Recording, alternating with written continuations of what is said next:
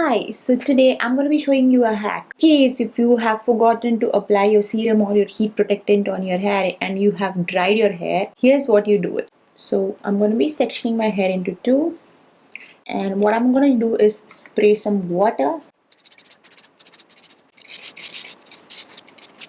Next, take a brush, comb your hair, take your serum. So do not put more than 2 pumps on one side. And what this does is evenly spread the serum all over your hair.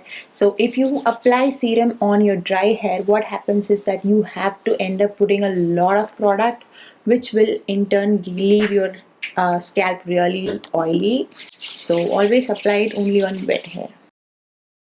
Now let your hair air dry, or you can even blow dry it. Always apply a heat protectant or a serum only when your hair is wet. Bye bye.